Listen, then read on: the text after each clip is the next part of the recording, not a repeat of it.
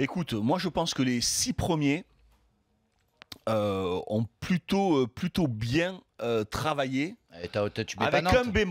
avec un bémol quand même. Je vais commencer par les 6 premiers. Pour le Paris Saint-Germain et encore plus pour Lyon, qui eux par contre, Lyon je trouve n'a pas bien travaillé, malgré le travail qui a été je trouve raté, que ce soit notamment au mercato d'été ou au mercato d'hiver, je trouve qu'ils s'en sortent plutôt pas mal avec une 4e place et une demi-finale de Ligue Europa, donc ça c'est pas trop mal, mais pas de doublure à la Casette, l'arrivée des Rouillé dont on n'a toujours pas compris, le recrutement qui a été complètement raté. C'est un peu le même constat avec le Paris Saint-Germain qui malgré tout fait une saison on va dire correct, voilà, pas exceptionnel mais correct avec peut-être ce deuxième titre qui va arriver. Je trouve que les autres ont bien travaillé, Nice, Bordeaux, Marseille, Monaco, bien évidemment. Je trouve qu'il y a eu des choses qui sont en train de se mettre en place et qui sont plutôt pas mal. Guingamp, ça a été plutôt pas mal aussi. Déception de Saint-Etienne, encore plus avec cette dernière semaine complètement ratée.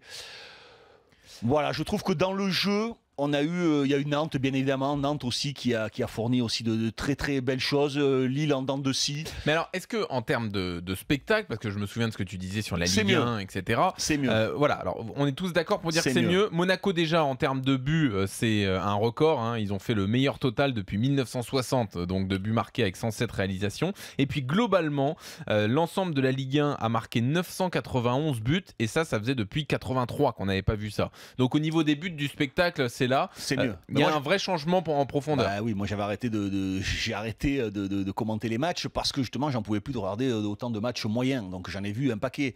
Il y a eu beaucoup de bons matchs le dimanche soir. Il y a eu du jeu. Voilà, on s'est souvent écharpé ici avec Eric Dimeco sur Marseille qui a parfois pris des casquettes, mais qui a aussi par sa volonté de persévérer, d'attaquer, de jouer vers l'avant, et ils ont créé des choses. Bordeaux, ça a été la même chose. Nantes, ils ont réussi à se reprendre en créant du jeu, en marquant des buts. Monaco a été aussi intéressant parce qu'ils ont marqué des buts, ils ont été vers l'avant. Nice, c'est pareil.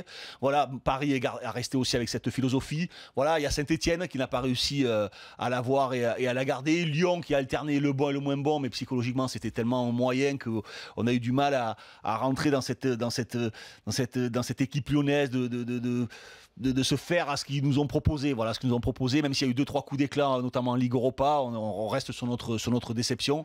Donc oui, il y a eu beaucoup d'équipes qui ont été portés par le jeu. Angers aussi qui a fait une première année très défensif et après il a été porté par le jeu et ont réussi à faire une belle saison. Donc ça, c'est quand même très intéressant.